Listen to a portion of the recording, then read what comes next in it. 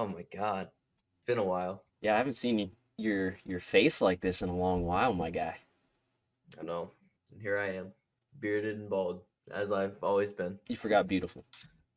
Hey, right back Nah, at dude, you, BB. you're as ugly as I remember you. All And right, Jay. It's So always keeping Jay, going. man. Oh man. Da, da, da. All right, you boys ready? sure. Yeah, ready as I'll ever be. All right, Junior, you ready? I'm gonna take his silence as a yes. All right, ladies and gents, we got a extra special episode of the podcast. We got the beautiful, amazing demon of a coach, Balde, on here. He's gonna answer some questions for us. You know what I mean? A little interview section for us. Yes, You know, sir. enlighten us on the world that is collegiate esports, especially at Muskingum. That's right. That's You right. That's what I'm here for. you got your normal host, your boy Slim Jim, Jay down on the bottom left, and Junior doing what Junior does. Not sure what he's doing currently, but he is there. I'll let the man, the myth, the legend introduce himself a little bit more. Go ahead, Murph. What's up, y'all? I'm Murph, Coach Murphy, Baldy, as I'm known by a lot of people in a lot of different ways. I am currently the interim director of esports here at Muskingum University. I started the job as a graduate assistant about 2 months ago, and recently just took over, actually just yesterday, as interim director. So just kind of running things here now. 7 different teams that I'm head of. So yeah, pretty exciting stuff. He was just so good, they fired the other guy and promoted him. Yeah, definitely, Oh, definitely what it 2 months. was. Yeah, he definitely didn't accept the job somewhere else. That's not what happened. Hey, just- that's my story, and that's what I'm sticking with. It's my truth, Yeah, okay? I just stunned them. That's what it was. Hit the solar flare. They didn't know what to do. The old Uh, coach was so intimidated by the baldness that he's like, I'm out. I I can't can't. handle it. I can't It's even. hard to when you see the reflection off this chrome dome. It's kind of hard to resist. You know what I'm saying? That's facts. All right. So we'll break the ice here, man. So elaborate on how you became the coach at Muskingum initially. You know what I mean? Yeah, so with me graduating back in 2019, I graduated in spring of 2019, and then that same semester they actually announced the grand debut of the team that fall, so I wasn't able to ever participate. So as soon as that was announced, kind of the first thing I did was I really supported the team. Social medias, retweet, support them, watch their streams of their matches, things like that. Second year is when Coach Bilski was hired, which he came. He was the most recent coach, second one of the program, and he really turned things around because at first it was kind of looking down. He really turned things around here, and then it was. I was supportive as soon as they hired him. I was following him on Twitter. We were talking like DMing about things, just about esports in general, just cool stuff like that. And back in April of 2021, he actually reached out to me. He's like, "Hey, I want to get you up on campus, visit, just check out the arena sometime." I was like, cool. So I went up either last week of April or first week of May. Met him, got to watch the Overwatch team actually won a tournament that night. They beat Marietta, I believe, in the championship. So that was really great. Watched them. And then he's like, at the end of the night, it's like, didn't get down to like 11 p.m., midnight, around there. He's like, hey, like, now all the athletes left I want to talk to. He said, hey, like, this graduate assistant role, it's possibly happening this year. It's a first new position. Like, I need an assistant. He said, team's big, around 60 athletes right now, 60 different kids on the teams. And he's like, I need this position. He's like, I hope they get it for me. And he's like, if they do, I want you to apply. So about June rolls around. He's like, hey, it's a for sure thing. It's a go. Send your application, your resume, all this other stuff. And so I did, and then interviewed with him. And about couple weeks later, I find out I got the gig. So from there, August 1st, I moved in up here. I get free housing, so living on campus, just like a basic undergrad student, except I'm a graduate student, getting free master's degree. Pretty cool stuff. So yeah, it's pretty exciting. Like it. So like, just another question before we head into the next one. Like, did you? I assume by the time he invited you out, you kind of had an inkling that something might be going on here. did you immediately want to be a part of the program? Did you want to play or something like that, or were you like, did you have any idea what was going on or what he was doing? So not really, honestly, because back in February, before he had mentioned me coming up or whatever, I actually DM'd him. Here, I can get you that DM. I was looking at that today. I DM'd him, and I said, listen, let me read it word for word. I said, hey, coach, I've been doing a lot of thinking lately regarding the esports and gaming industry. I think career-wise, I definitely want to make the jump into it, as it's definitely where my passion is. And then I said in parentheses, I'm sure you can relate. Do you have any tips as far as finding opportunities in the esports and gaming world? I'd appreciate it a lot. And then he sends me an invite to the Muskie Discord, and he's like, dude, my best advice is just hop in and volunteer your time. Look for local high schools, colleges that have a program, and see if they need volunteers. So like I was already on the move, like really hunting for that opportunity. And then yeah, I couldn't even be like the man gave me like my opportunity, gave me Blessed a you. shot, and super thankful for that. Yeah, Yeah, no, I mean that sounds awesome. yeah.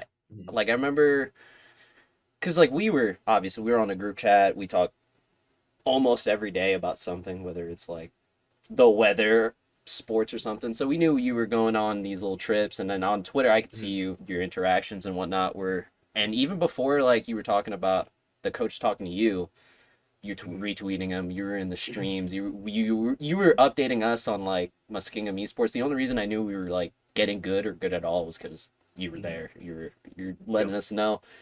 So Yep. like, I mean, I think that's pretty cool. Like them reaching out to you hmm and setting you Yeah, up with this. it's awesome. I think the biggest part of it, man, is just so I growing up in Zanesville, it's such a like small area, a very rural place, not very like, not as modernized. There's a lot of stuff that big cities have that they don't around here. And it's just cool to see a program like this exist at a Mm, school like this, kind of in the middle of nowhere, because that's one thing I'm really big on, is just kind of getting kids everywhere opportunities. And I think Muskingum offering esports here is just offers a lot of opportunities for a lot of kids that they normally wouldn't see. So It's honestly crazy how fast all that happened since we graduated in 2020, and just like soon after they started this program. yeah. And I think that's really good that Muskingum's obviously the one that is hopping on that train early and kind of being the trendsetter there, so people, other schools in the OAC could follow suit. And I think that could potentially, I would say, give the high school the incentive to start creating that esports Little kind of pipeline. league themselves. Yeah, mhm. so we can get the. I th- I think that was one of the biggest things that surprised me, like the whole like how quickly I don't know how many teams in the OAC have esports teams, but a lot more than I expected did, and it happened like really really fast. It felt like I heard about Muskingums, and then immediately they were playing like, I don't know, Marietta or something. I was like, wow, okay, so they got this like league established and teams going and whatnot, and I thought that was amazing.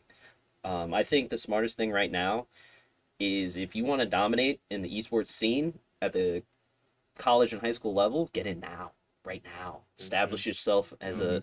a powerhouse. This is definitely a way to rejuvenate your like the sports side of your Mhm. programs, like especially if you're struggling. Like Muskingum isn't always great at like football and basketball, Mhm. but Mhm. this was a nice little kick in the door. Like, hey, we're pretty good at this, Mhm. and it will establish future goodness. You know what I mean? So Yep. very Yeah. smart on And their part. yeah, I think also along with that kind of thing, recruiting for esports, you also bring, so gaming is just something that a lot of kids nowadays just kind of are just around because it's so prominent. So you have a lot of those dual sport athletes. We have quite a few Mhm. football players on our team. I've got a recruit coming up next week, maybe the week after. But he's a basketball guy, but he wants to meet with the basketball coach and me. Like he wants to. Do both. You have all these dual athletes that this program could attract because of what we offer. Yeah. So it's crazy. Um, and then yeah, and then along with you saying that, it's so the athletic director, actually his last week was last week as well, along with my boss. Steve Brocklebank. So he pushed esports so heavily. Like he's very modern. He's very modernized in his ideas as the way he approaches being an athletic director, and that's such a huge thing. I think he does so well. And I know he's up to the Ferris State University now, where I believe he's probably going to do similar things to building an esports program up there, because it's currently a club sport there, and with them having as big of a size as they are, I wouldn't be surprised if he hires an esports coach in the next 2-3 years to turn it into a fully athletic varsity program. So, It was really nice to see that he kind of was like full on board for that, especially with them building the arena. I think that's a really nice place that you guys have there. I don't know, Merv, if you want to kind of elaborate on that and tell us what all is in there, all the specs and texts that, I know I don't know half of all that stuff. So if you want to enlighten us a little bit on that. So along with the creation of our esports team, the arena was built. Which, for those of you unfamiliar with Muskingum, we have it's a math and science building. It's called Boyd Science Center. The bottom floor of that, we were given a room. It was then flipped, turned around, complete 180, turned into a room that you wouldn't even know existed on the campus because of how beautiful, how specific it is to the esport world. It's a great place. I believe the original arena has 15 PCs with GeForce 2070s and Ryzen. No. They're Intel. I believe i7s, 10th generation, 16 gigabytes of RAM. I can't remember the brand. I don't know if we had We have HyperX headsets, actually. The one I'm wearing right at the moment. This is from the arena. This is the ones I'm borrowing from there. And then Borrowing. Borrowing just for a while. So, and then also after our first year of having the arena, and or I guess it'd be the second year. After the second year, it grew so big. The team was growing so quickly. We were having so much success. They're like, hey, this room next to the arena, we're gonna expand that. Okay, so they did that. Next room over was formerly coach's office, and it had like a futon in there, and they did some film review with a projector. But now it is we've added 12 more PCs. These ones with GeForce 3070s and Intel i9s. So upgrading specs, yeah, just insane. So we're up to 27 PCs, which sounds like a lot. And then you think about it, and we've got over 60 athletes that have practice throughout the week. So like scheduling practices, you got to be careful with space, things like that. And we're also, word on the street is we're going to be moving again next year to a space undisclosed yet, but possibly some familiar space to us. Going to be getting an upgrade, we'll say. I'm pretty sure. So Trying to keep it low key. You don't, yeah, you don't, keep it a no, little no low-key. intel right now. wanna- Not trying to drop the Don't want to intel. confirm nor die. No, like official plans. But there's some words on the street stuff. Ooh, drop news. Drop news on the podcast. Leaks. Well, That's huge, you know dude.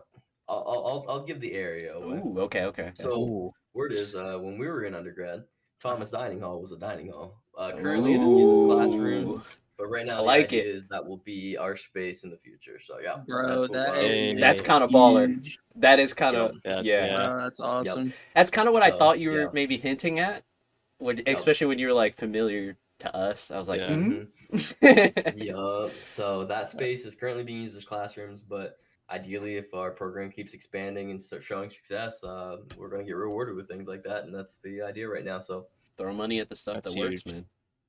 Yep, exactly. That's awesome. Yep. So, I mean, esports and sports, super similar, but I feel like esports obviously has its own little spin on everything.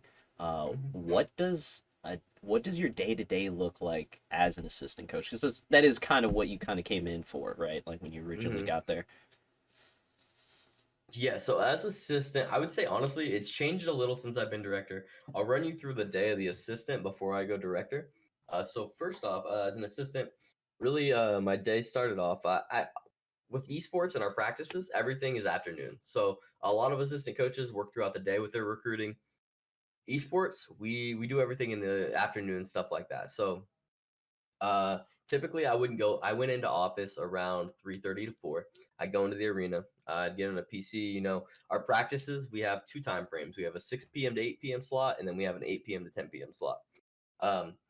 Now, mind you, while I just got to the arena at 3:34. That arena's been open all day from 10 a.m. No, 9 a.m. 9 a.m. to 11 p.m. It's open for anyone, like any of our athletes, to come use their card to get in. They get in, they can practice on their own. But then official team times are 6 to 8 and 8 to 10. So typically I get there about 3:34. Check in with coach, see what we were looking at today. Maybe work on some clips for one of our socials, things like that, and then hang out, make sure none of the athletes need anything, work with some of them. Directly, I was already kind of head coaching the Rocket League team. So then if we had practice, I'd run our practice. Otherwise, I kind of help out. A lot of our team captains, they take control of their own practices. So I don't have to know the game, every single game's ins and outs, because we have team captains who step up and can also do some coaching on their own. So Yeah, that was another question I had, like, because, like, obviously you know a ton about RL, like you've been playing nonstop for a long time. Like, I Yep. remember when me and you used to be able to do you know what I mean, and then you just rocketed it Yep. off and just grind your life away. So you know the ins and outs of Yep. Rocket League. You figured that one out. I figured that you'd be able to handle that or adjust to whatever you need to. But how do you handle, like, because I when I originally heard that you were getting the position, I just assumed you'd be dealing with the Rocket League and whatnot. But then through the tweets you put out, the Snapchat conversations, I noticed that you're also helping out and coaching and doing what you do with the other esports, and some of them you really don't have any experience in, because, like, I know you said you didn't really have a ton of experience in Overwatch, but you were doing that. So, like, how do you handle the rest of the esports? How does that go down? Is it Yeah. So just the really, team captains that handle the practices and whatnot, or yeah, so a lot of the practices for games that I don't have as much intel on, as much knowledge on. So like Overwatch, for example, we've got I would say, since Overwatch is a bigger team of ours, we have about two captains really, and they kind of do their thing. They work on coaching, they work on strats. They know what's good, what's bad for the team, which characters they should play. And I play more of a mediator position at their like practices. Overwatch it kind I'm of? Yeah. So I'm kind of like making sure they don't get, like, you played video games with teammates before who tell you things they want to do, tell you things they don't. Making sure nobody gets You don't tilted. want to. Yeah, exactly. I'm making sure everyone kind of keeps level heads. And that's kind of what's important. Is my job as the coach to step in if anything gets too hostile or anything like that. So Okay, all right. So mhm, you're kind of there for, like, the mental, keeping everyone, mhm, like, together and. mhm.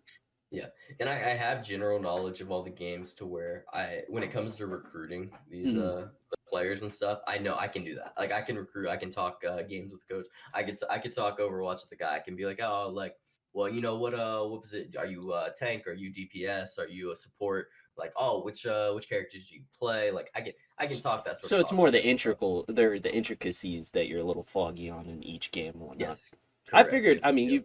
you've always been quick to adapt, so I figured that you've learned Mhm, the general stuff for the other games. I just yep. didn't know what that would look like for you. Mhm. Um, yeah, no, that's awesome. You guys have It any is. follow-up questions, Junior J? Not yet. No, All not right, at the all moment. right. So another question: what is, like? Because I've gotten to see, like, esports, like, in the pro level, and some of those esports Mhm, have coaches and whatnot. Um, some of them, like Call of Duty, don't, or when they did, they mhm. weren't allowed to be behind them. But then you had esports like Halo, which some teams had a coach, some teams didn't. I don't know a ton about Rocket League.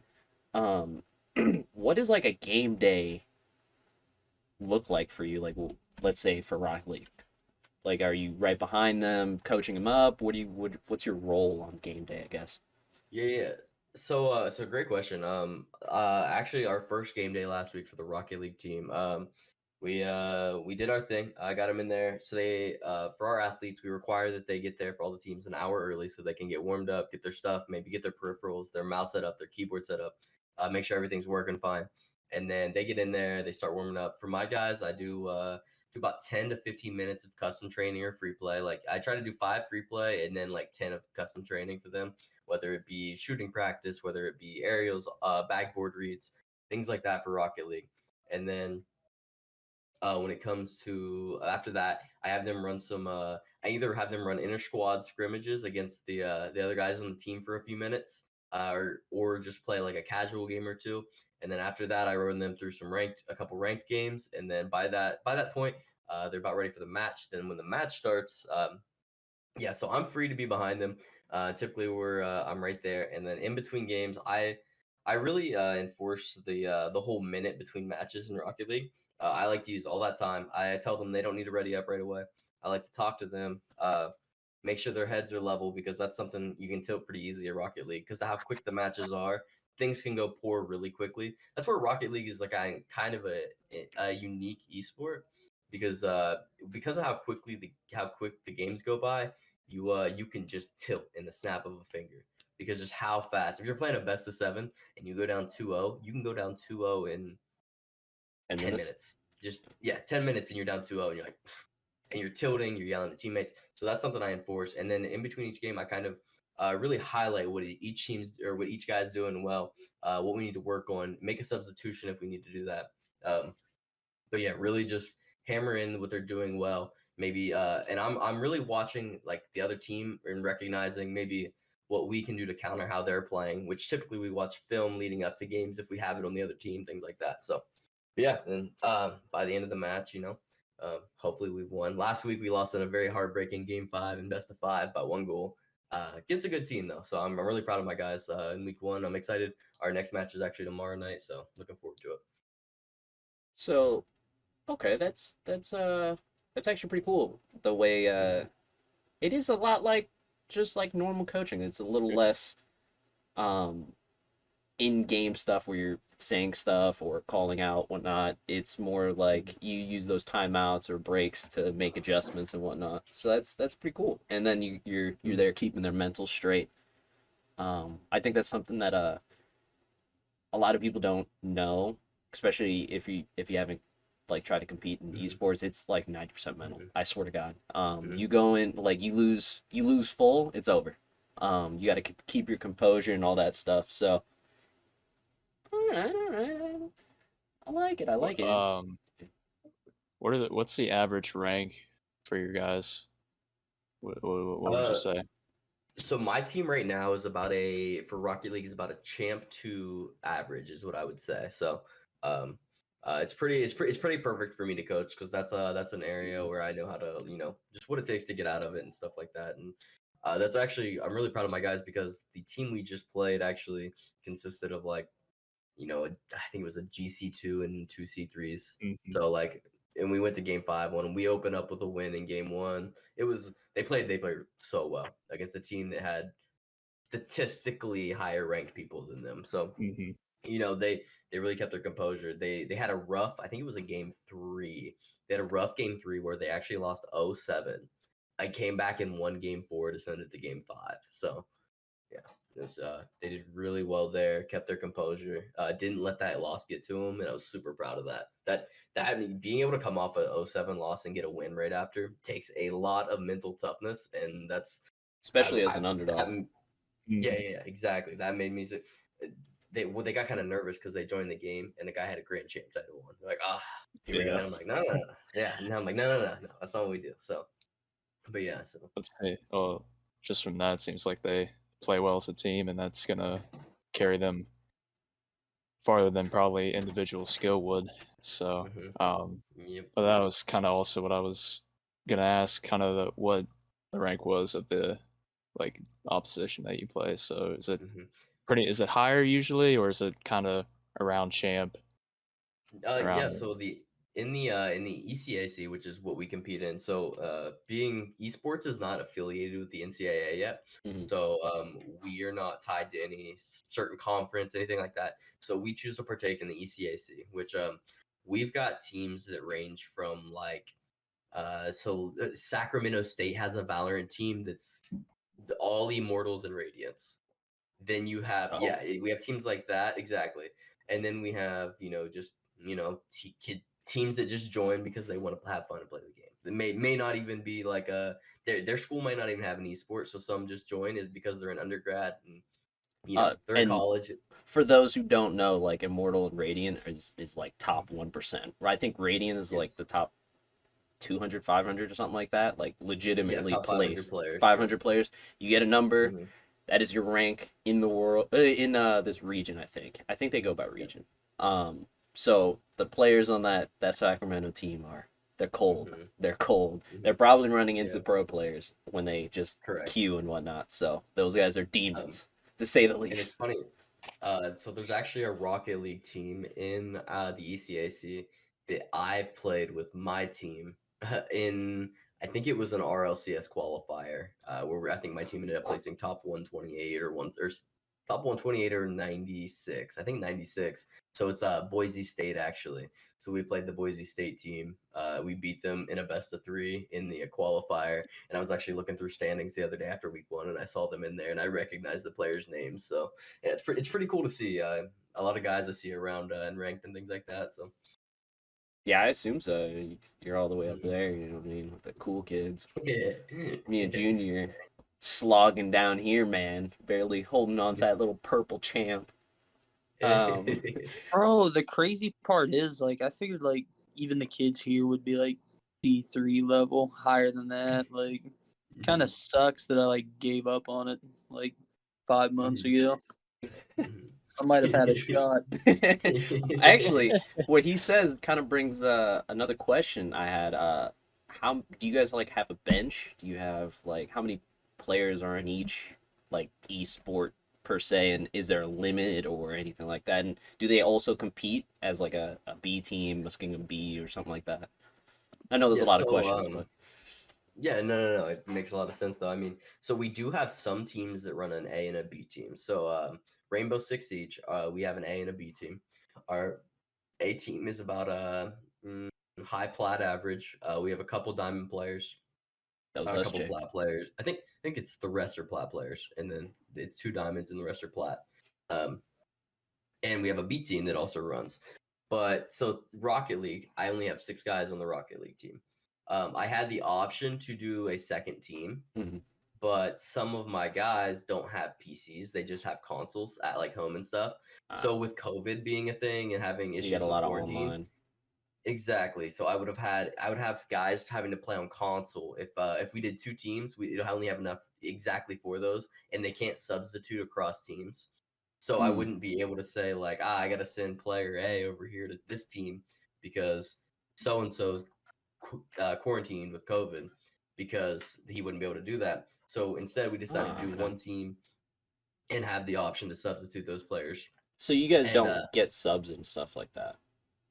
You can have subs on the roster, but they have to be listed as another team. Yes, correct. So they have to be added to the team just like a member of it. So basically, what I do is with the Rocket League guys, I look for scrims for basically both sets of 3, and I kind of run them through scrims and stuff against other teams as well. So okay, that's cool. So is there like a limit on how many teams you want or can have, or is it just completely dependent on who shows up? So there's not really a limit. We do try to have some rank requirements, obviously, for certain games to join. If you're a bronze freaking 2, if you've never played a video let's not game waste in my your time entire here. life, I'm not gonna let you just kind of walk on and just be like, oh well, this looks fun. Because it is about fun, but to an extent, we're trying to win the game. That esports knowledge. Yes, exactly. When it comes down to it, you want to win, you want to have success, and I don't want you to be asking me what a controller is in the middle of practice. Looks like you're not making the team, Junior. I'm sorry, buddy. No, listen, dude. Let's start playing Rocket League again. I gotta come back. I gotta come back next fucking fall. So I need something to do. Okay. So another question, because this one was actually like, I have no idea, no knowledge. How do the seasons work for each esport? Like, do they like have a certain set amount of days, or is it just when the tournaments and competitions will come up? Is it all year, or is it like a spring sport? You know what I mean? Like, how does that Yeah, all so work? actually, a lot of like even the freshman athletes are confused about this because like, well, do we play year round? Is it just one season? So now that we're all 7 of our teams or all 7 of our games that we play are in the ECAC, um, we follow the same schedule. So what that looks like is we do 6 regular season matches. We play in Swiss format, and for those of you that don't know what Swiss is, a Swiss format is when you play teams with the same record as you. So if you go out week 1 and you lose, week 2 you're going to play an 0-1 team. So schedules are done every weekend. Week 2 maybe you lose again. You're 0-2. You're going to play an 0-2 team in week 3. You lose again, you're going to play an 0-3 team in week 4. So basically, you're playing people at your level. That way, they then take the top half of the conference and they go into playoffs. From there on, you have playoffs to determine who ends up as the national champions and stuff like that. Um, from So you're telling me as that far as college esports has skill-based matchmaking? I'm I not know, sure if this is what I want. yeah, done better than a lot of AAA titles Yeah, as no well. kidding. So like, oh, you lost to this team? We're not going to put you against them again. Yeah, no kidding. That's So, such a weird concept, dude. mhm. A But yeah, foreign and then one. also Yeah. and also so with the seasons we play both. It works the same way, but it's just both seasons. You just have to register for both. Okay. I'm sure some schools opt to play it one season and not others. And then as far as like LAN events and things like that go, so tournaments we have those are separate from our league play, but we still do them. Oh, We so you can just actually sign up have for them kind of situation. correct. So we have a Valorant LAN coming up actually in Ohio that my team has been talking to me about. So I get that's something I'm looking into at the moment for them. We also have some really cool. I wish I had a picture of it or something, but it's called Battle of the Boat with Bethel University. And we got a little trophy. It's got a boat on it, and we're doing it every year. It's basically a best of 3 of games. So they play Overwatch, League of Legends, and Rocket League. And That's whoever sick. takes 2 of the 3 trades the boat back and forth. Yeah, it's like a little rivalry. It's a really cool. It's a really cool trophy. And it's a cool way to get like multiple esports in on the instead Yep, of making like a trophy exactly. for each game, it's like Yep, we're battling for this exactly. together, guys. So don't mess Mhm. it up. Yep, and it really emphasizes just not like how solid the program is, not just one team. So Yeah. You're not like top heavy and just mhm. Rocket League or something like that. Yep. Um, any questions from you two before I move on to the next big one? Where's Bethel University at? I'm kind of curious on that. God, this is Bethel University is the one in. Oh, hold on, is that in? I think. I guess a better question would be how did that rivalry start? Like what You just reach out has to So you I. guys. this been like just like, hey, you want to start this thing and we have a trophy, or has there kind of been like some So beef?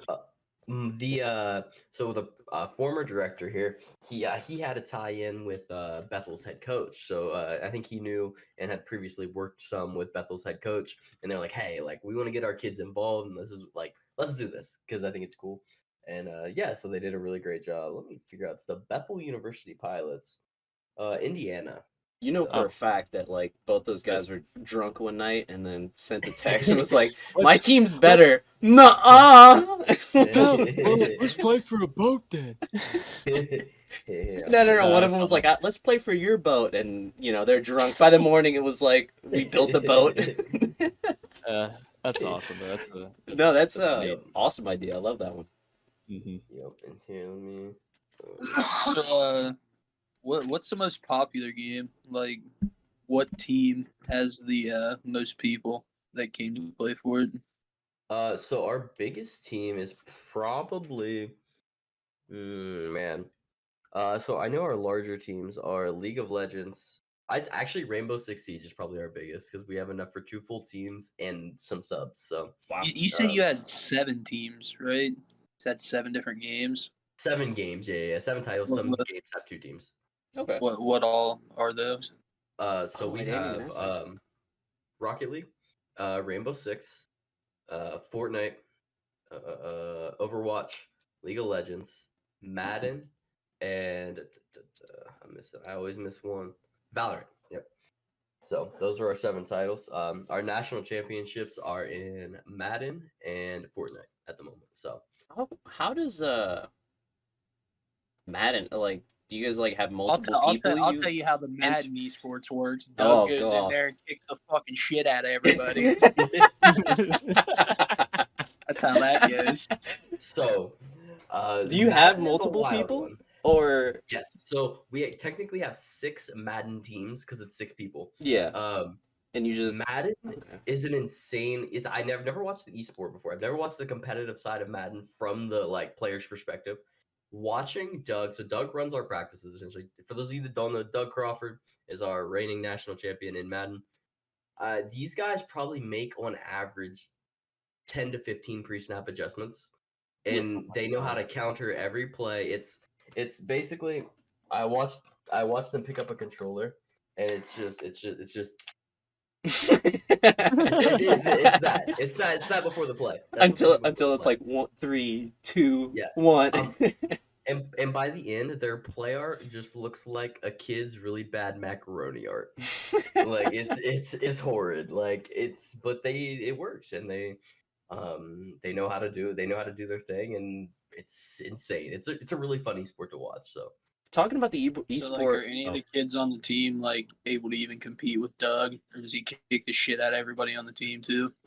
yeah, so with Madden, once you know how to counter like the main things, you obviously have to kind of branch down to different plays and things like that.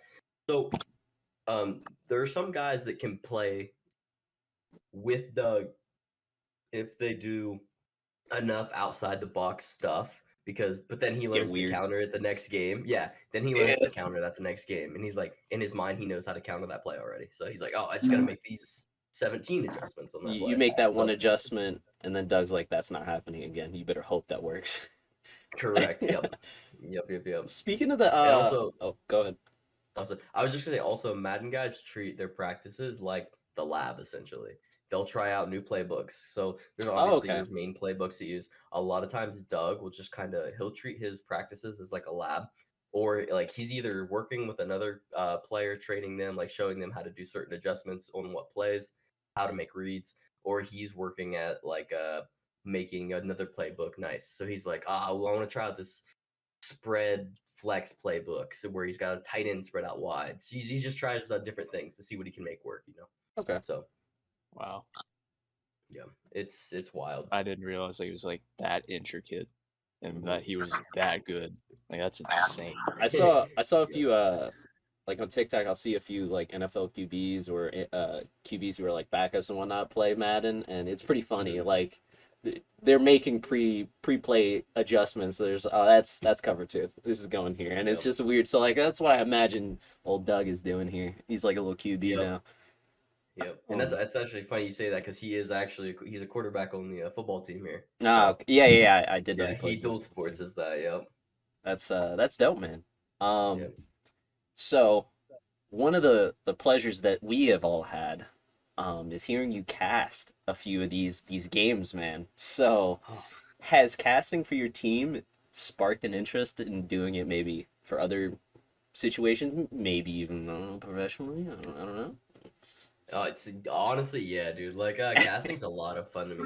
So the funny thing is, though, I don't think I'd want to cast Rocket League, even though it's my game. I don't think that's what I'd want to cast if I did it. Honestly, the most fun I've had and the most fun I have watching a game is Valorant. I could cast Valorant and watch it. Yeah, it's a fun game to watch, and it's a really intricate competitive esport. So I look forward to casting it. My voice was bothering me tonight. That's how I actually played tonight, and I didn't get to cast the game. They did get the dub though.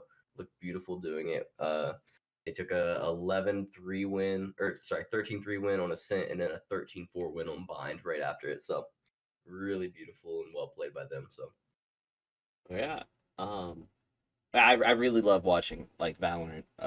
The esports scene is awesome. Like if you guys don't even like the games or just watching one player play it, like tune in for a Valorant like I will let you know. We watch it again. We do a watch party. It is so much fun. It's like edge of your seat type of stuff, especially with like the things like the 9-3 curse or how certain maps work where like you'll see like Ascent is a defensive sided map. So you'll see a team Yep. just absolutely roll the other team. It'll be like Oh, yeah. 10-2 and then the sides will flip. It'll end 12-2, the other team won. It's like 12-10, the other team won. It's like, Yeah. what? It's just edge of your Yeah. seat type of stuff. And the theater mode or the spectator mode, you can use some work for sure, but it's in a really good spot for how new it is. So it really Yeah, keeps for you in sure. on the action, allows you to see both teams through walls and through smokes and stuff like that. So for these two clowns down here, check it out. I'm telling you. And watch the ones where the boy is commentating. Yeah, it's very fun. Very, very fun. So. Yeah, no, I mean, it sounds like you're having a good time, and I'm sure blast, I'm sure it's sped up like maybe your gun skill's not there, but I'm sure it's sped up your knowledge on the game and just in general, like, especially while you're starting to get into it and playing ranked and whatnot on your own. So.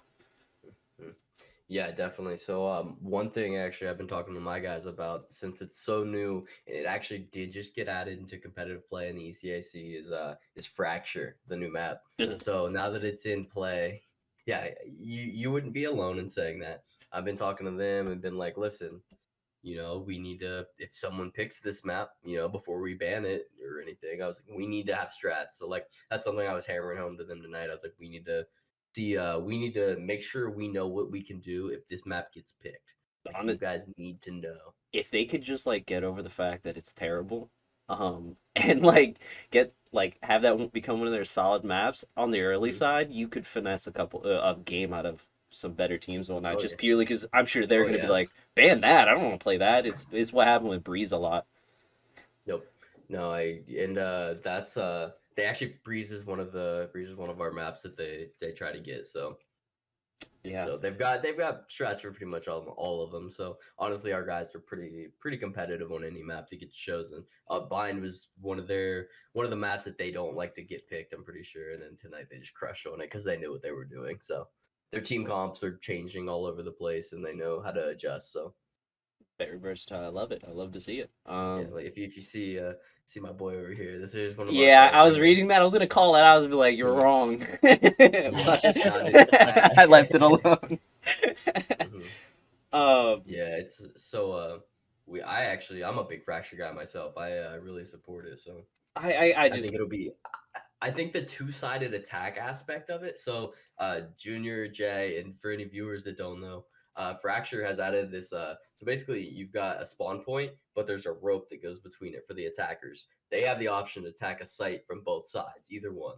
So it really opens up the attacking aspect of the game. Yeah. And I think that's incredible because it's gonna get weird. I feel like there's a lot of defensive-sided maps in Valorant, and so it's kind of like it kind of gets a little stale. And then when you watch, it opens up so many possibilities for different attacks. I know when I was playing competitive, we would do pinch pushes a lot. So go from same site, opposite sides. It's just you have to be able to hold down a site very well in order to produce on it. Yeah, playing defense is tough on that one because it's A on this side, B on this side, zip line here, and pre-round you're allowed to go. The attack side is allowed to go across the zip line to either side. 2 entryways up here, 2 entryways down here, and then there's also whether it's A or B, there's like a little tunnel from underneath, so you could zip line across, show yourself here, walk under. It's all over the place, man. It's a wild map. I don't actually hate it. All right, don't yell at me. I've gotten it queued a few times and bunch of dickheads, all right? Let me tell you. I'm keep being yelled at. I'm trying to learn this too, man. Leave me alone. I don't know what to smoke. You should have picked smokes. Ranked.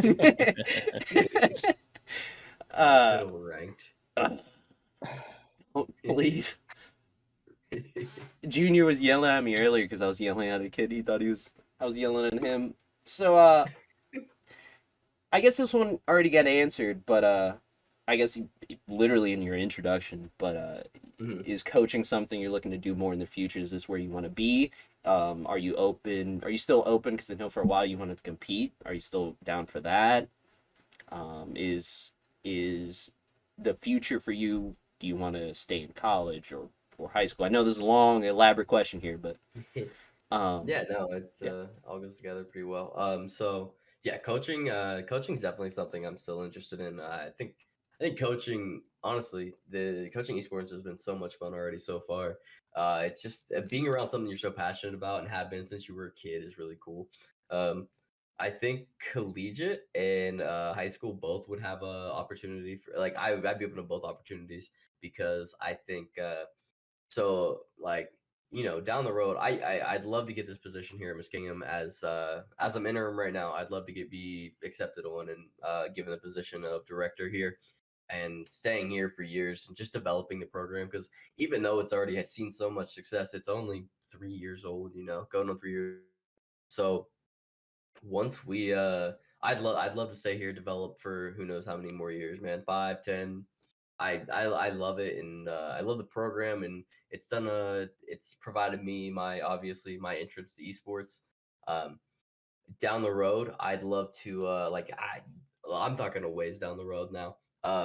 I'd love to create and start my own program at a school, whether it be a high school, a college, somewhere in an area like similar to Muskingum, where maybe they don't get that opportunity. Because, like I said earlier, that's like the biggest thing for me is just kids being able to be like, yeah, I'm going to college to play video games at so and so college, Because I think, man, I think that's awesome. Just being able to see them have that opportunity because I think that's where I'm kind of living out my dream where I didn't have that opportunity because it wasn't offered a whole lot of places. I didn't know what I was doing. I didn't know how to compete in it. And yeah, so I think that's just me kind of being able to offer that to them. So Have you kind that's of, one thing I'd really look because forward to. like, have you kind of fallen in love with like the overarching like coaching role that you have, where it's not just one esport or one game, you're kind of like managing it all? Yeah, I really like the oversight of the position is just it's great. It gives me the opportunity to not only just teach my game to people who I'd love to offer my tips, things like that, because I'm what 3,000 hours into Rocket League now. I've got so much time in that game. I love to be able to offer my advice to them, but I also love to learn other people's games and then from an outside perspective ask questions why, ask like, oh well, why did you do this, and then maybe one day I ask a question like, yeah, that's a good point. Why did I do that? And like, yeah, I can help out. Like once You're like I'm the picking up this catalyst. knowledge. Yes, exactly. I love to, and like I said, I have team captains that teach me something every day. Valorant is a prime example. Our whole team teaches me things. I watch them play, watch them practice.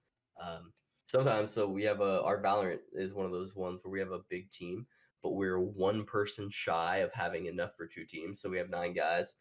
So a lot of times, if they need a tenth for practicing retakes or anything like that, I'll hop in. They're all better than me, but I show yeah, up. they're all better I than do me. So things. yeah, I hop in, I shoot people, I click heads. Oh yeah, for sure, So, for sure. Just grab the but judge and go to town. Come on. but yeah, honestly, just the role of coach is it means a lot to me in such a short time. It's cool. It's a really cool role to have. So Trying to start up your own little program. Comes to the wood. Be a ranger. come to the wood. Oh, he got the Lakewood on. Oh. um, any follow-up questions from YouTube before I move on to another big boy? I'm good here, man. Yeah, you stay No, quiet. I'm good. Um, so Here. Hold on. Before we move on, I do want to say. So yeah, we were talking about Battle of the Boat earlier. uh Let me show y'all why we're called. So this is why. This is why the boat. So they are the pilots of the. You see, they got the captain there steering the ship, okay. Oh, and then and the we got okay, the fish. the Yeah, fish so and it's the the battle boat. of the boat. Okay, Yeah. all So right. that's the why right there. Just so you know. Fair enough. That's Fair ridiculous. enough. Okay, so you kind of touched on this earlier. If somebody was looking to get into esports at coaching field, how would you go about that, or how would you recommend going about that? And honestly, let's double up. Let's get how would you, because I'm sure you would know at being the coach, how would you as a player, maybe in high school, maybe in college, get your name out, join an esports team or anything like that? Yeah, so I'm just gonna go ahead and throw it out there. Twitter is one of the most powerful social medias of our generation. And if you're not on Twitter, at least having an account and following people, even not tweeting, whether you're a player, whether if you're looking to get into the coaching and social, like just get in with organizations for some sort of work and role, just get on Twitter. That's like get on Twitter, make yourself active, follow the esports you love, follow the teams that you want to be a part of, or that just teams in general. Interact with their tweets. Things like that are so huge. I've gotten so many like people reach out to me via Rocket, like for Rocket League recruiting. Like, hey, like I'm interested in playing collegiate Rocket League. Like, just in Twitter DMs, man. Like I put out a tweet and I was like, hey, like anyone looking, like let me know. A lot of retweets. I've had some big exposure. Um, I have guys that so one of our athletes, our Fortnite guys, we were talking the other day. We were having a chat, and he's like, "Yeah, buddy of mine sent me the Muskingum esports tweet about how they were looking for people to come play Fortnite." And he goes, he sent it to me as a joke, but I accepted it. And he's like, I looked at the DM, so I DM Muskingum esports, and he's like, so Coach Bilski, the one before me, he's like, yeah, he messaged me back right away and said, hey, when do you want to come up for a visit?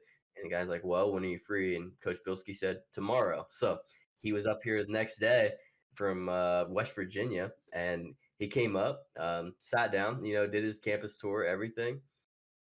And he did that day, same day, he played in the arena for 5 hours. 5 hours of Fortnite. He played in the arena, and he's like, "I'm going to school here." And now he's here, and he's actually, oh man, they week one of Fortnite competition. We have two teams. We have our last year's national champions, Keston and Trey, and then we have the new team, which is Chase and Bryce, and they were competing. I think they're in a top spot in the league right now out of a lot of teams too. So we have two very good Fortnite teams that we have in a competition. So That's sick. That's awesome. yeah. So I know you said the esports isn't affiliated with the NCAA right now. So how does because this relates to the whole player thing, how does eligibility work? You play there 30 years, just run shit. So eligibility is still you have to be listed as I think it's part or full-time student at the university you're attending. It doesn't matter. You don't have to be full-time. I think you can be part or full-time. You just have to be listed as a student of the university is the current rules. I think they do do some in eligibility checks, but other than that, honestly, it's one thing. So one place that the whole non-NCAA affiliation differs is with uh with us being a D3 school in all of our sports, esports program, we're able to do a lot. We offer scholarships for esports here. We are able to give, like t-shirts on visits, whereas D3 other sports are not allowed to do that. We're able to give, we're not able to buy houses, shit like that. Yeah. Yeah. Not yet. But What? we have yeah, not yet. But there's a lot of little rules that we don't have to follow, and that I are didn't even just think kind about of that. That's fun. actually kind of crazy. Yeah. So Yeah. uh how many years can you compete or whatnot on the team or whatever before you have to move on? Well, Forever? yeah, I don't think they have a direct 4-year connect. So yeah, as That's long as crazy. you're a student here, yeah, it is pretty insane. So I'm eligible to compete myself Yeah. if I wanted to, and I considered if we did two teams, I considered listing myself as a sub, but I feel I have like a guilty thing in It's my weird, head where I'm right? like Yeah, I don't you want feel to weird. compete because I feel bad. Yeah. Because then you're like, am I giving 100% to coaching or 100% to getting better as a player? Because it's a commitment on both sides, for Yep. sure. Time, Oh effort, yeah, mental, 110%. for sure. You guys, either you guys had anything to add? Any questions, comments, concerns? I hate feeling like I just. I'm waiting for this last one. Oh, are you really? Yeah. Okay. Yeah, you'll like Oh that one. no. Okay. Yeah, I asked that question. What surprised you the most when you started coaching? So I'm not gonna go with my assistant. I'm gonna go with what surprised me most, because with yesterday being my first day taking over as interim director, um, honestly, like just the amount of respect I have for my predecessor, Coach Bilski. Now, I woke up yesterday, and it's funny because I was telling people this year. I was like, for the first 2 months I was here, my email, yeah, I got a email for about some recruits every now and again. Every once in a while I get an email. I woke up yesterday and I had 8 emails just from that morning. I woke up because I wake up at like 9 a.m., 10 a.m. Woke up at like 9:30 yesterday. And we were waking up. I was like, first thing I do is check my phone. So I just open my email. I'm like, yeah, I'll check work email, whatever.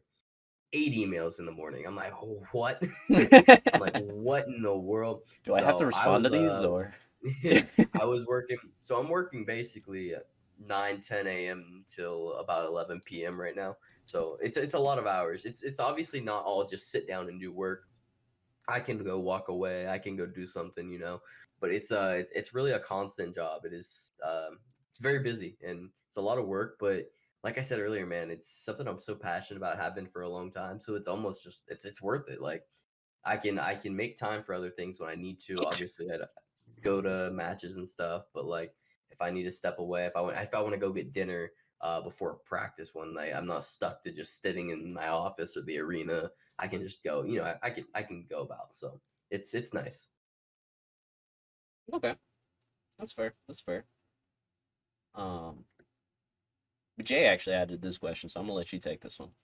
Oh yeah, I had this all planned out here. So, kind of do a little recap, kind of what your life has been for the past couple years here.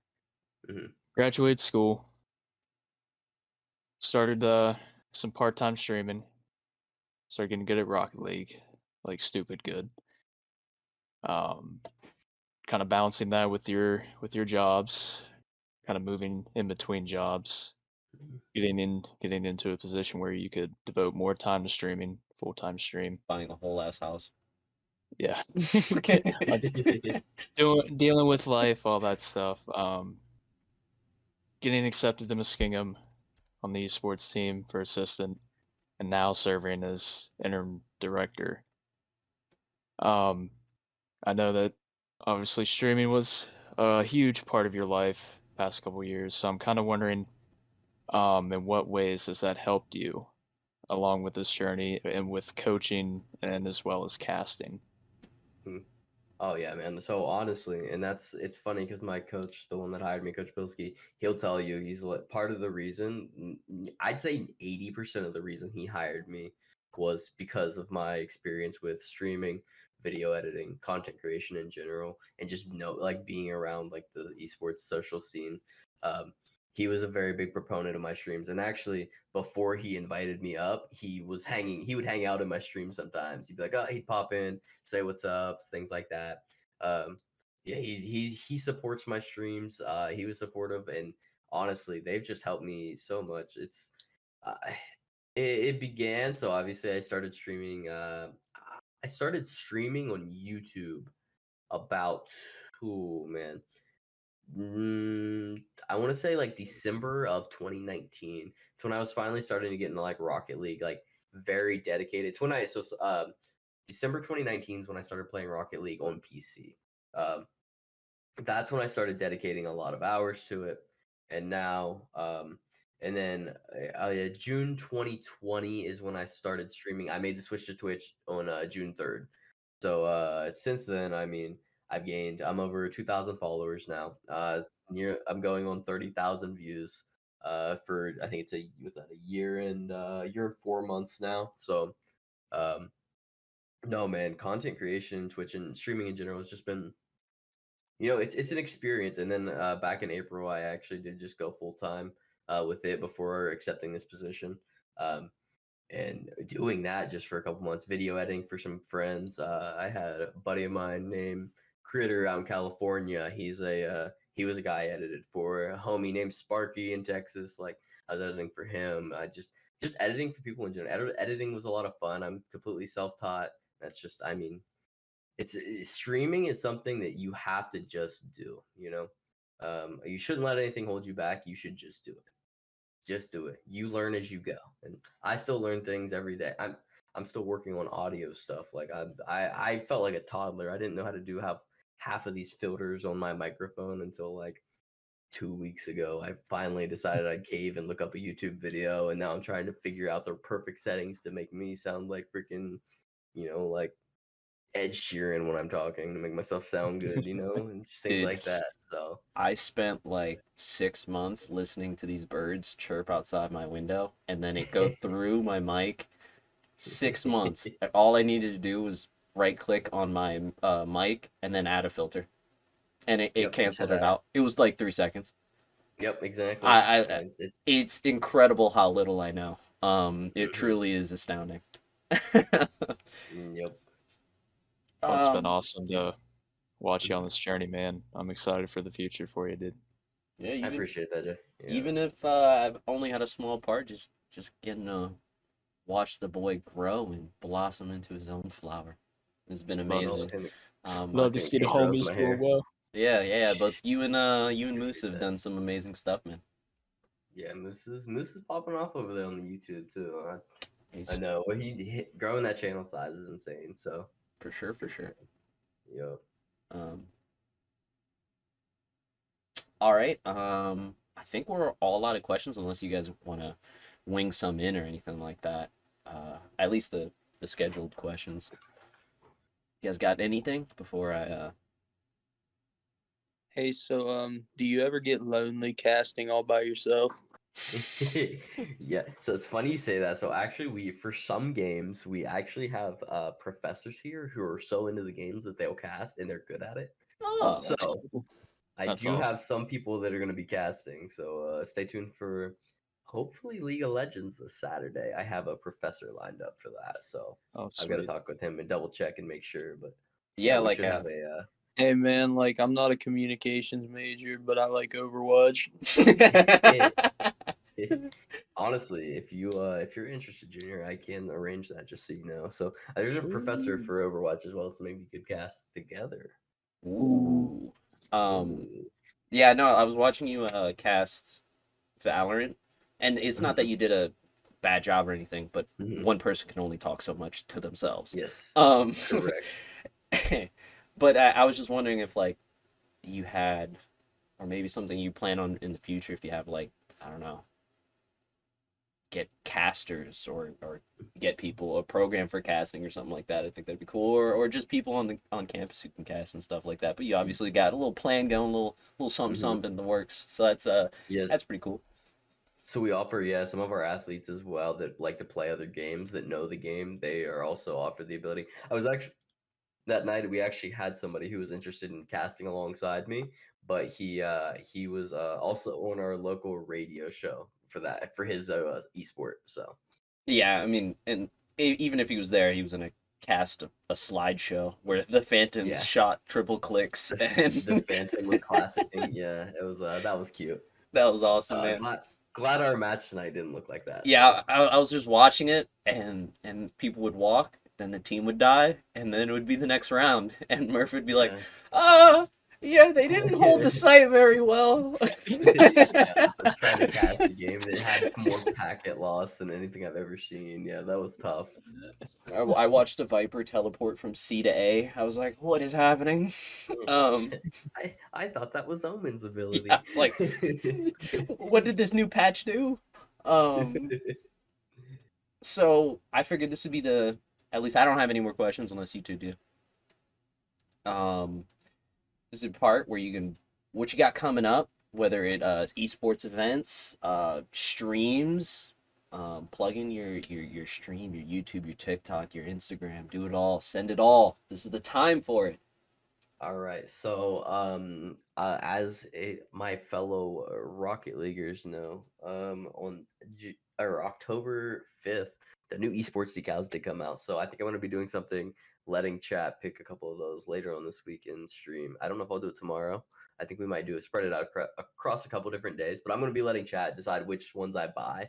In the near future, I'm gonna have some big stuff planned for Twitch, as well as for the program here. Actually, so you guys wanted leaks, so I'm not Ooh, gonna give you more a intel. full-on leak, but I'm gonna give you some intel and an idea.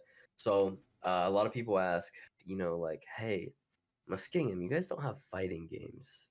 So something I'm looking at doing while I'm the interim director is I'm hopefully going to be getting some Switches and bringing Super Smash Bros. Ultimate to the campus and competing in that next semester. So I've had a lot of kids ask about it, and that's something I've been wanting to do. So hey, you should get some Dragon Ball Z Fighters up in there. I love watching that. Yeah. I still watch it. I don't even know how they even do any of that.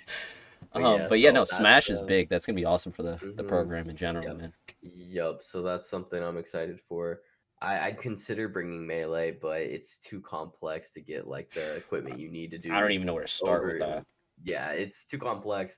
The scene's still big, but it's still huge. It's crazy. The game's like 30 years old. Yep. So they just actually at the last Smash Summit for Melee had their biggest prize pool in his entire history of the game. Crazy. And it's absolutely insane. Released. Yeah, it's insane. But no, so honestly, just for shameless plugs, twitch.tv/fightingmuskies for all things Muskingum esports, and twitch.tv/bald_e_ for all things bald headed. So yeah, appreciate you guys having me tonight. I'd love to come back and talk sports with you fellas as well at any point. So yeah, I was gonna ask. We do have some more questions and whatnot. You can stick around. You can skedaddle. Something I wanted to say was we would love to have you on, even if it's not for this interview stuff. Just even if it's not every time we do it. I mean, it'd be nice to see the bald head homie in general, or maybe we get a little separate side podcast going for some esports just in general, because they're gonna start getting wild with cause I know we got last chance qualifiers for Valorant in a couple weeks and 2 weeks. We got Halo in December. We got COD with the new COD coming up. We're gonna start getting the COD League coming back up, and all the other esports that go on. I'd love to shoot the shit with you, buddy. Oh yeah. Any idea if are they keeping COD esports at 4v4? I don't think anybody knows yet, because the next game hasn't come out. Because I don't know why, but over this past couple weeks, I got super into Optic and like following them heavy. I've been listening to their podcasts and stuff. And last podcast I listened to, they said that they, as per usual, they don't really know a whole lot about the upcoming league, especially because every game changes, every box change is weird. Hopefully, I'm hoping. I hope it stays with 4v4. Yeah, that's the format I always played on when I played competitively in COD. And get these online tournaments out of here. I want land. I'm saying, bro, we got to get off this COVID-ish. I'm done with it. I'm very done with that. But no, and then also with Valorant, we have a lot of teams picking up female teams now as well. Version 1. Yeah. Picked up VX. I also saw who else had who else was it XSET? I think it was XSET. C9 White needs to be dethroned. They run the women's Valorant team right now. They just they show up to tournaments and they just roll everybody. They just slam everybody on their neck. And the few open tournaments they've gotten into where the dudes are also there's some low quality team, like lower end teams. They should they rival their blue team. I'm not gonna lie to you. Oh yeah, they're a very solid team. So it's nice to see especially with how, I don't know if you've noticed, but with how big Valorant is with women and whatnot. Like I've seen a lot of girls play Valorant. There are a lot of the female population is very well represented in Valorant. So it makes me happy to see, just because that's a gap that needs to be crossed at some point. So see, we could talk about this all night. We got to stop it. We need our own separate little esports podcast going. Let's discuss that in the future, possibly. For sure, maybe this weekend or something. I'm gonna go ahead and dip on that though, because I am gonna go back to playing some Rocket League for the night stream, finish up that. So, like I said, I appreciate you guys having me on. It's nice talking to you guys. I'll definitely be back on in the future for sports talk as well, and then esports stuff. Yeah, we'll discuss that. Let's get something going. Junior actually had one more question for you. Maybe not even a question. I think it might be a statement. I'll leave this one up to Junior. Hey, why do the Eagles stink? All right, I'll talk to you guys later. I don't want to talk about it. I'll see you. Way to go, juniors. Made him leave. Gosh, Junior, you're such a dick. That was awesome. I loved having him on. We're super open to some guests. Nathan, I'm looking at you if you want to hop on, you little bitch. I'll get some weird hours if necessary. Yeah, it's gonna be some weird hours for us and Nathan, yeah. Oh yeah. Well, Keith, we'll I don't know if probably you make it- fucking listen, but we've been waiting for fucking weeks for you to get on over here. And don't give me the bullshit where, oh, Noah said this. No, bitch, we're in the same group chat when we go to organize this. Just join the Discord. Anyway, make me get old Cheese Puff on here. I don't care who we get it, the whole crew. We need to get Moose back up on here, interview him, get that man going. I love that little section. I think we had some good questions, a good banter, good back and forth there. yeah. It was fun. I now know a ton more about collegiate esports. Yeah. I'm enlightened, man. That was awesome. Maybe one day you'll see the young bull on an esports team or something. Maybe old Jay will get back at R6. Come on. Nah. Good old days. I already got my wrist and fingers are too far gone for that stuff now. Junior, dude, I do want to start playing Rocket League again. Junior, that does. Like, I'm not fucking going for esports here, but like, I do want to play Rocket League again. I'd look into that casting, man. That could be a nice little avenue. I just want to get it. I just want to get somewhere in the esports or gaming. Honestly, esports somewhere in that field. That's kind of where I've. I would light that fucking stream up. Bro, hey, you know what, Junior? Casting Overwatch. Maybe we cast some stuff. I think I can figure some stuff out. Yeah, I want to go in that field some way, somehow. All this other shit is lame. Yeah, no shit. I don't want to have a boring job. Yeah, I don't want to have a boring job, bro. Cool. This is dead, bro. I will. I don't know. Yeah, bro. Shine I shoes. Cast Overwatch. If I do good, I can keep doing it. Then I can start sending it to fucking other places. Fuck yeah. So interview section over. We're gonna do a brief little normal podcast section here at the end. Again, it's gonna be a little bit shorter because that first interview part was like an hour. Let's dive right into this shit. NCAA. Why rank equal poop? I don't understand why getting a number next to your name means you immediately lose to some dog shit team. Like, I don't understand what's happening, man. Like, nobody's good besides like Georgia and Alabama. Like, nobody. It's just those two. Hey, Cincinnati's not dog shit. Notre Dame's just overrated. Bro, but I keep saying about a team who beat a ranked team, whether they're unranked at the time or not. They'll shoot themselves in the top 10, and I'll be like, that's a real team. They've had some other good wins, and then next week they lose to fucking Muskingum. I don't know. Like, I don't understand what's going on here, man. It's like kryptonite. Well, my woo pig call, watch out for Arkansas on last podcast was dead wrong because they got smacked last weekend. So I don't know what to think anymore. It's just going to be Alabama, Georgia in the national championship, and it's whoever's finishing third and fourth that we have to figure out. Deadass.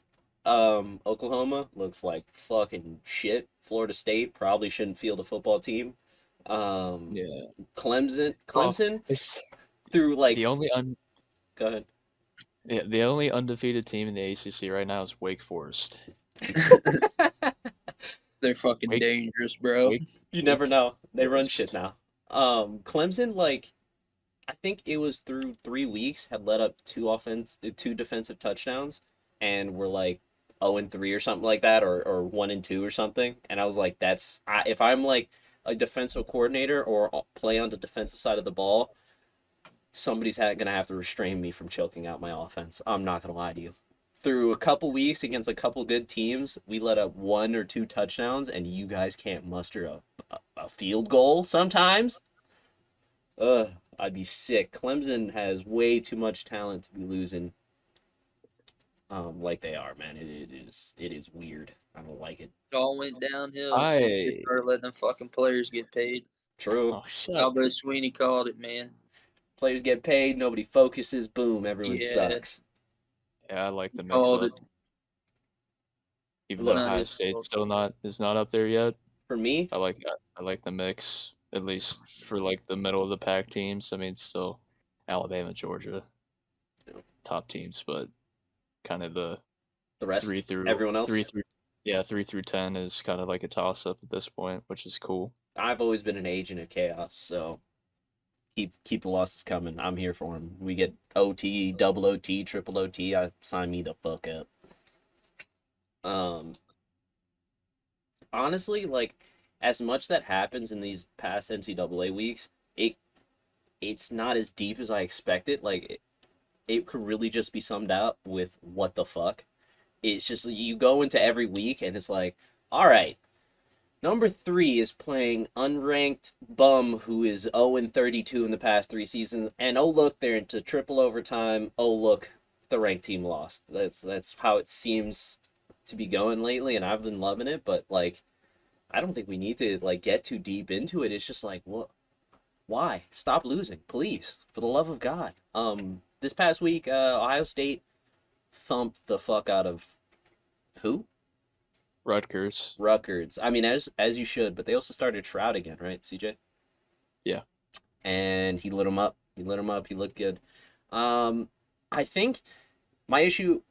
So as an outside, because I love Ohio State, but they're not my number 1 team, so I still watch them every single day or every time they're on because I'm in Ohio. What else the fuck am I gonna watch? He always had. It looked like he had the arm talent, and he was very mobile. I mean, his biggest issue was overthrowing a dude 50 yards down the field. So he has the arm talent and whatnot. It was just like something wasn't clicking up here, and maybe that benching helped because my man. I know again, still records, but he's throwing some dots out there. Yeah, he's got the talent. I think the week really helped him kind of get his mind right, give him time to rest and kind of refocus. But I think just kind of all along, it's 19-year-old quarterback just needs some time to hone in. He's a true freshman too. That's crazy. Yeah. So you just gotta give him time to hone in and make those mistakes and learn. I think the best place to start Yeah. is like just do what you're supposed to, and in this case, beat the brakes off Rutgers. Mm-hmm. Great And start. they did. Offense defense looked like they actually came to I play don't know defense. what the defense fucking astounds me.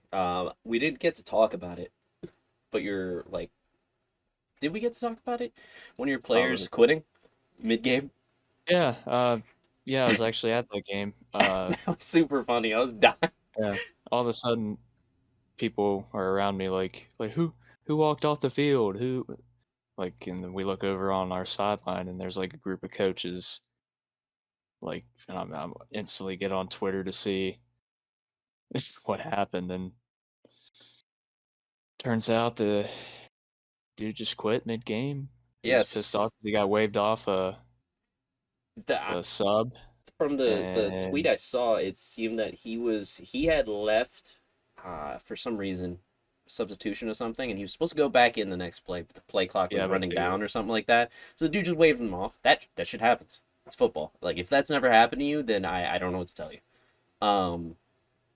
It was just if from what I understood from the way the guy explained it, it was just literally just a matter of time thing. Like, they couldn't get him on the field as well as get the other guy off the field in time, and that pissed him off. And he said, "I'm fucking done." And he walks over to the tunnel and he threw his jersey, his shoes, and then the trainers had some coach tried to coax him back over, and then he just said, I'm out of here.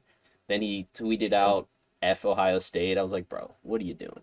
At first I thought it was like, a young player just kind of like losing it.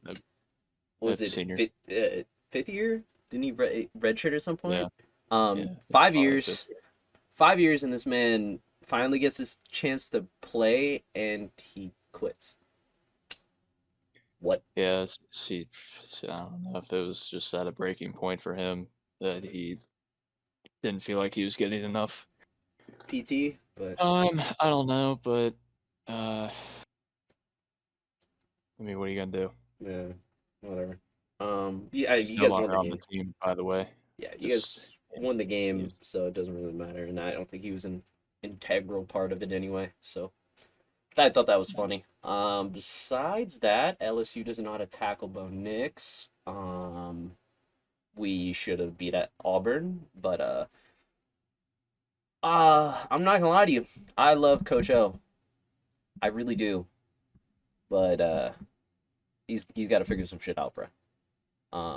I don't know if I'm on fire Coach O train, but it's starting to become painfully obvious that his coaching abilities hinge directly on the amount of talent he has. And if you don't understand what I'm getting at, is I think his talent carries him.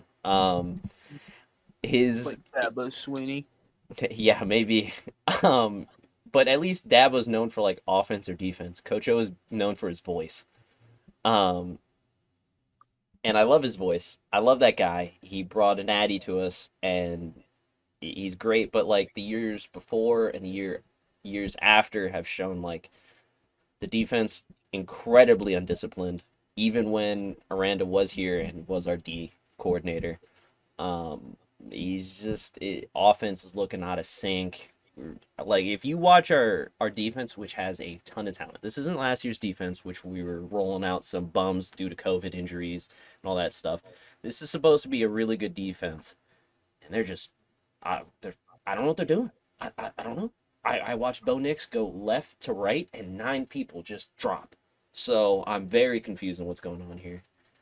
I think if things keep going the way they are, and it's not even just losing to teams that they should. If they lose to teams they should, whatever. It's like I don't expect you to beat Alabama. Like that's just not what I'm here for. But in games like against Auburn, it is painfully obvious that like we were being outcoached, and and that can't really happen. We can't be losing games like that where we had it directly in our palms.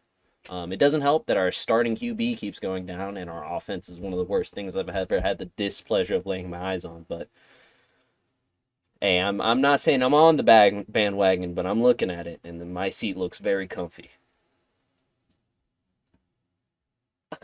Gene, you I got really anything? need to. I really need to sit down and like actually watch a full LSU game instead of just like watching the highlights It's like later. it's ugly. I really want to see this for myself. See It how is bad it is. you'll watch it and be like, wow, this team has an incredible amount of talent. At wide receiver, holy shit. Even our QB Max Johnson, he's not bad. He'd make some dumb fuck bonehead throws and plays, and I'm like, bro, what? Why? The biggest issue is our offensive line, and we have next to no one at running back. And then we're just not disciplined. We're not being coached correctly. You can see the inconsistency in play, the up and down from the players. There's just nobody there to like center everybody and whatnot.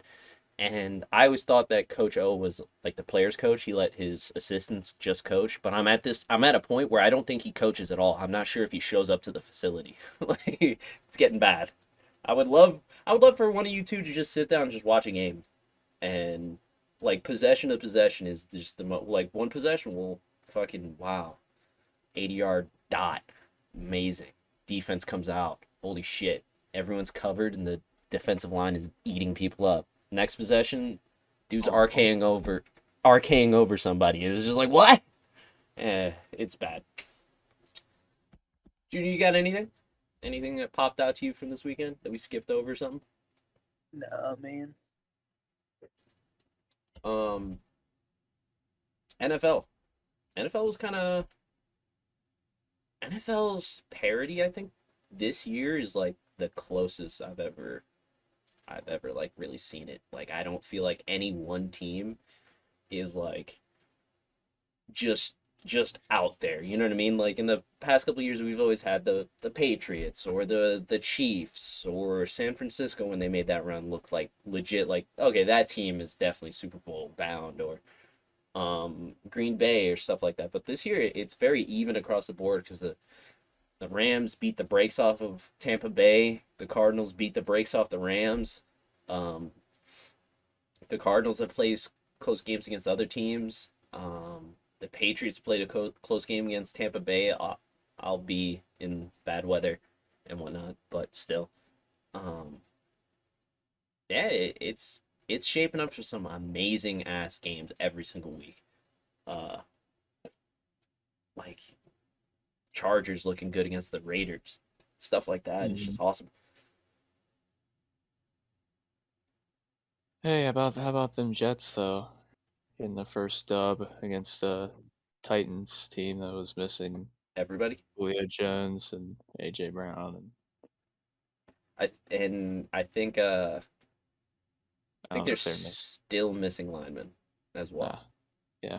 Titans. All it took for the Jets to win was the whole team to die, and Zach Wilson did play an amazing game. The Titans. I think this just goes to prove what everybody's been saying is the Jets are going to kill and burn their QB like they did Sam Darnold.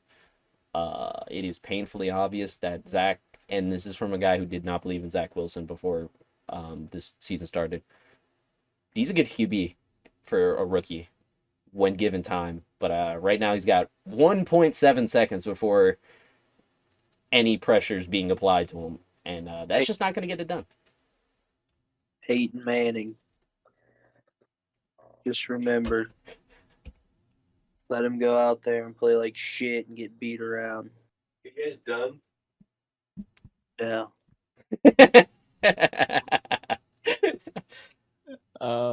Yeah, Sam Darnold leading the league in rushing touchdowns. Like, But he's looked great What? over in Carolina as well, though. yeah, yes.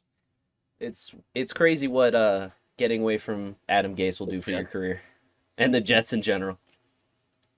I hope Adam Gase sends Peyton like a check and a thank you like every year. Just be like, thank you for getting me like 3 straight head coaching jobs as well as multiple offensive coordinator jobs. Like, I appreciate you, motherfucker. Like that man, Peyton set up this man's family for generations. Oh my god. You can't talk about NFL this week without talking about the Jacksonville Jaguars and specifically their head coach, Urban Meyer. Digging for gold. Digging for something. That was not his fault. He was just trying to enjoy a day out with his grandkids. Or a day with his grandkids. Okay. Yeah, but where Okay. okay. Okay. bro. If he didn't think he did anything wrong, didn't do anything wrong, he wouldn't have issued an apology. Can I say something? Yeah. And he muted himself. Bro, he was That was at the bar with that woman. I was so shocked and baffled at how he did not understand. I can't hear what he's saying. I heard baffled, but that was the last thing I heard. Yeah. Well, poop. Okay, good talk. Good take. I love the take and I agree with it 100%. I was also baffled at what I was looking at. I burst into tears and laughter. I could not believe that I was watching Urban Meyer. I don't even know what he was doing, bro. Like, and that was the worst part. I'm so confused on what the objective was. Like, why is your hand there? What's going on? He was going under center, bro. I don't know how you as a head coach skip the ride home on the team plane To and go bar. Yeah, no, not just any bar. He went to Columbus and stayed there for the weekend. Bro, I bet he's fired before the end of this season. You know, I Probably. don't doubt that. it's looking like that. I I saw earlier on Twitter they said that it's like reached a breaking point. Yeah. Oh my god. Christ. Yeah, crisis point. You know what the crisis point was? When he let Tim Tebow try out for tight end. That's when you probably should have sat down and like, I don't know if this is the guy. Oh my I saw something god. on Twitter that it was like a fake announcement, like Jacksonville Jaguars have hired Tim Tebow as a life coach. Urban Yeah. Meyer in the class at Ohio State or used to. of a leadership role thing. Mm-hmm. Yeah.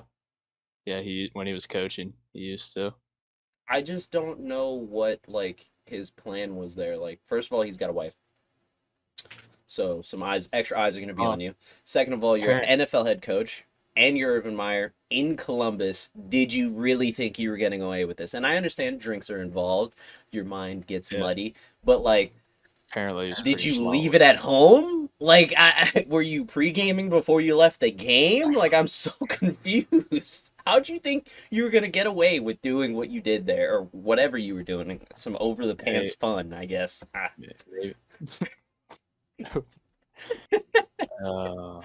But maybe this is his like scapegoat to get out and go to the UFC. Stop. I hope that lady presses charges against him. Why? Oh God, that'd just be icing on the cake. Assault. I would love it, bro. I don't. I mean, that's just a dumpster fire down there. I don't know what's going on, bro. I don't think they know what's going on. Trevor's like, damn, why me, God? You know, Trevor's sitting here like, hey, yo, what?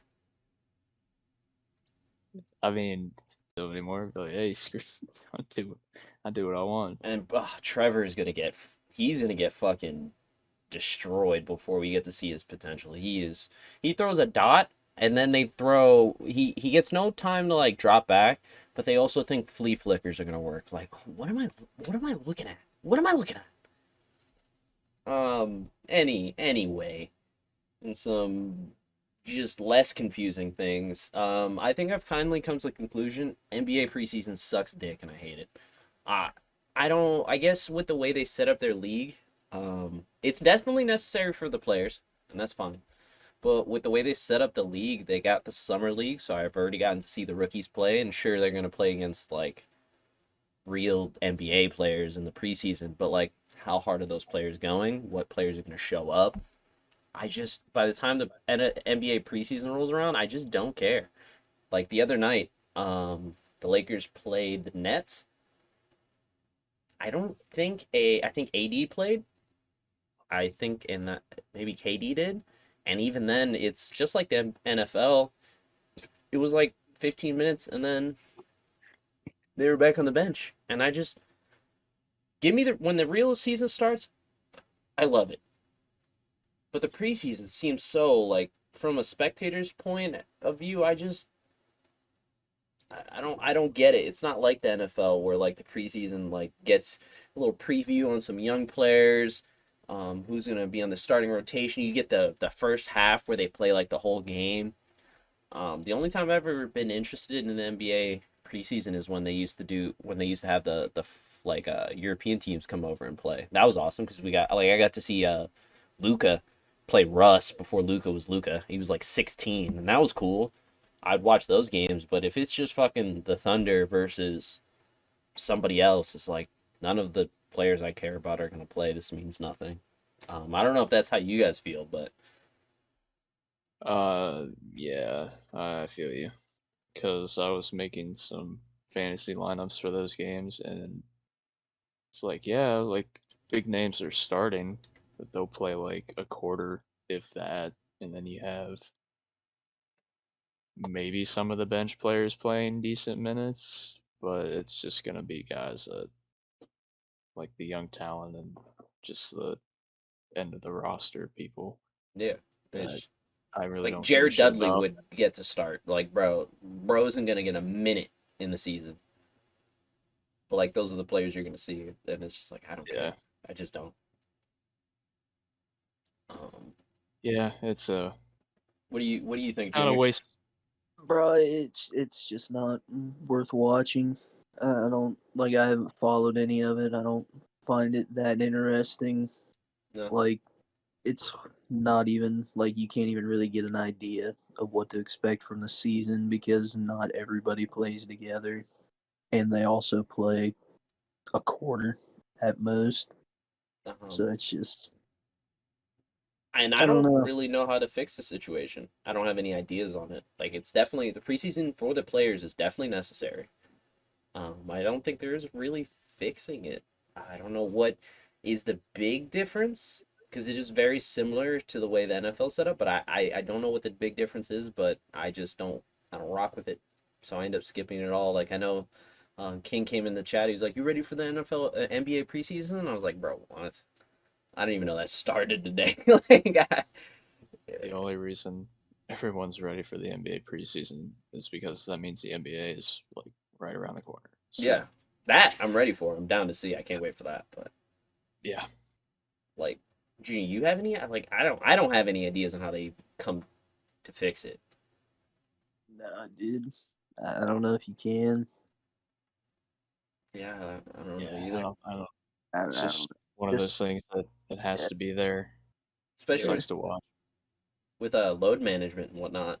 You're not Yeah. gonna you're not gonna have LeBron play preseason games or like heavy preseason minutes. That's just stupid. Yeah. Yeah, I mean it. I guess it's fine for them because they regular season lit, postseason lit, off season, like free agency lit, leading up to the draft lit. Draft is it's good, not the NFL draft because I feel like the back end of the NBA draft is a little like it's not the same. Like you don't see any recognizable players in like the back, not even half, but like the bottom half of the first round and then the second round. Like I literally cannot name you a single player I've ever watched get drafted there. You get some good players that come out of that, but like you don't really know about them. Um, and then summer league is awesome. Um, the Olympics when those roll around are always awesome. So I think they have it solidified. If they could just figure out a way to make preseason watchable, it'd be like NFL. We'd get this shit year round. But yeah, right now it's dead in the water for me. I'm glad I'm not the only one who thinks that either. Yeah, and I don't know if it has to deal with. I mean, it does have part to deal with that. You got a bunch of older guys in the league, at least in the NFL. The older guys aren't realistically to that old. Mm-hmm. I mean, you have like LeBron and Carmelo and um, freaking who else am I thinking of? On But the anyways, just like it, longer season. I mean, obviously it's not football. You know, I mean, you're not getting all the physical, but I mean that's still taking a hell yeah, I mean what? toll. So you want to keep all your older, experienced players like that as fresh as possible, especially I do think that before the is one season thing both starts. the MLB and the NBA can work on is I don't think 182 games and I don't think 82 games is necessary. I just don't see in what way, shape, or form that like enhances the game. You know what I mean? It's just because like the last for teams, the top teams, the last couple, it's getting to the point where the last month is just them just coasting and just trying to get into the playoffs healthy. And like premier teams like Denver, man, like you shortened the season last year and you spread out those games. Jamal Murray probably makes it to the playoffs, and we don't know what happens after that. I just think it's just a lot of games, man, for no reason. I don't understand the reason behind it. I think you could still go with way more, obviously basketball, baseball, but just seems unnecessary. Yeah, and that's the solution to people complaining like, "Oh, the regular season sucks because none of the stars play in half the games." Well, load management, man. They gotta be healthy for playoffs and pick the poison, which games they want to play and which games they don't, man. So if you Yeah. shorten the season, you're gonna eliminate that. Well, not completely, but Yeah, eliminate. to a certain degree. And I'm Yeah, not even saying like a large cut to the season, but like 82 just like why? I'm glad I'm not the only one who's confused. I mean that the season runs what from end of October, November till what May, June. Yeah, something like it. No, June definitely for sure. It's Yeah. the summer. This is around the So finals and shit. yeah.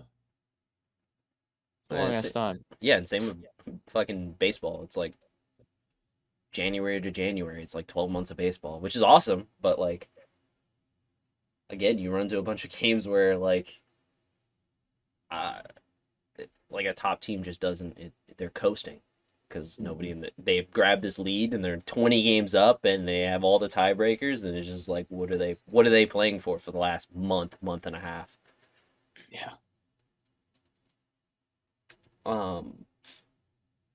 We had some more questions that Murph was involved that we could ask Murph. But we do have Battlefield Open Beta starting this week. Actually today, right now. So preload happened last night at 3 a.m. Eastern time. But you only get access today at 3 a.m. if you pre-ordered or you're part of this EA access insider. Yeah. But the beta for the general public is the 8th. But shitty thing is it ends the 9th. So you have one full day to play it, but you can have it preloaded so you can get full access advantage out of it once it opens up on the 8th. So one thing I want to let you guys know, if you haven't already, or get ready for tomorrow after I hop off of work, but this podcast will be out like way after. I pre-ordered the game earlier today, preloaded it. It is primed and ready. So if I can get it, yeah, I know. And actually, you guys are gonna be fucking shook by this, but it was only 18 gigabytes. And on your computer? Yeah, on my pooter. Yeah, see, the article I read said it was like free up like 100 gigs. I'm like, maybe for the full game, but I literally maybe that was just a portion of the download. I'll check again, but last time I checked, it was only 18 gigabytes. That was so that was pretty cool. I have that preloaded, primed, and ready for tomorrow. Yeah, it's gonna be great. I'm gonna love it. What else? Yeah, I know. I'm super excited. Huge Battlefield fan. Yeah. Battlefield is one of those games that I don't think they can really do skill-based matchmaking. So like, and even if they do, I can just meme regardless. And it's a very casual, just pure fun game, and it's a shooter. And I'm glad they're back in the modern setting. I think it's just like, it's kind of what I need right now. I really need this game to be good. I can't, like, right now I love first person shooters. I love PvP games. I go from Valorant, which is super high intense. I'm dripping sweat after one game. It's 40 minutes of just pure pain, or pretty much. Then I go to Destiny, and I love Destiny. I love the PvE stuff. But there's a limit to what you can do unless you can get like 6 people, and with the way they set everything up, not all the PvE stuff is even worth doing, because it just doesn't give you anything. But and then you go to the PvP, and their skill-based matchmaking, I think, is easily by far, bar none, the worst I've ever seen. I think it's even worse than Call of Duty. At least in Call of Duty, I can get like a string of 6 games where it was either really close or like we were winning. We can get a winning streak. Destiny, unless you're running a 5-stack, it's just win one game, get smashed 3. Win one game, get smashed 3, and it's really taxing. So there's nowhere I can go to just vibe. And yeah, I'm hoping that Battlefield is that. Iron Banner was this week on Destiny, for those who didn't know, and that's where it's like the most evident. Yeah. Specifically, we played the first 2 days, and you're running against 5-6 stacks, and they're just sweating their lives away. Like, this match of Iron Banner really depends on it. But even later in the week, when the sweats usually leave, you're gonna be still rolling into these guys that are either 5 stacks or they're just all like amazing, stupid. Yeah, so it's either you win and kick their ass, and then the next game like, oh, we're gonna rebalance, and then you get your ass beat like mercied. So there's like no in between, and if that in between does happen, it's rare. And But it's the multiplayer is so good when yeah, it's the in between. yes. It's so much fun. Mhm. I'm pretty sure that Iron Banner and Crucible has pretty much killed Junior's like will to play Crucible. Like I'm pretty sure I watched it die in real time. Um, I mean he could Bro, tell you Iron more. Banner destroyed me. Like, dude, just like not being able to like fucking kill anybody because they're 40 power higher than me. Shit just got on my nerves. Yeah, and that was like I think my biggest issues that I saw from the matchmaking was one, the minute these guys joined me on PC land, there was no balance between PC players and mouse and console players. It felt like it was just like they joined me and it was only my lobbies and it was only PC people.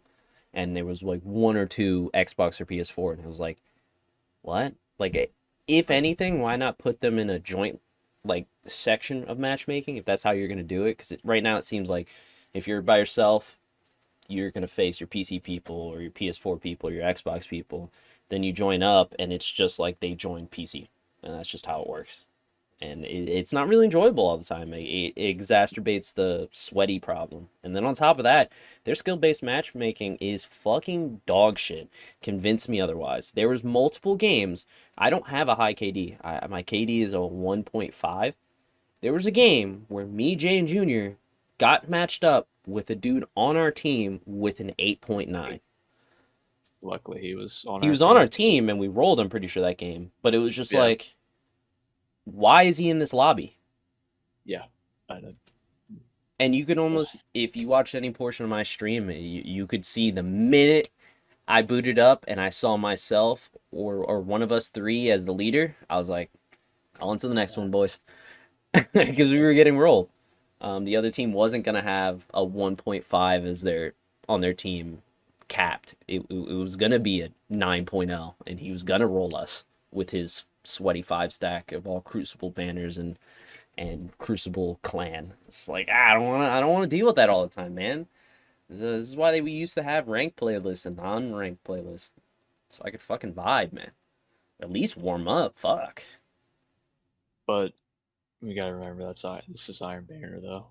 Yeah. It's not. I don't think it's like as bad. It's not nearly as bad in general Crucible. Yeah. I think that was a. I mean, the problem's still there. Yeah, for sure. I don't think it's. I think it's not on a. It's still in a bad place, but it's not as bad. I think Iron Banner just exacerbates all problems, especially with the light level differential. Yeah. It's just like I can go 3-tap one dude and 6-tap another just because of light. Especially with some of the cheesy ass weapons you can pick up and really abuse your light. There's the bow that you hit them in their toenail, they'll burn to death, easy peasy, easy money. There's the wither, whatever. You'll look at that pool for too long, you're dead. So, I think it was one of the few times where Junior was raging, but I completely understood where he was coming from. It was bad, man.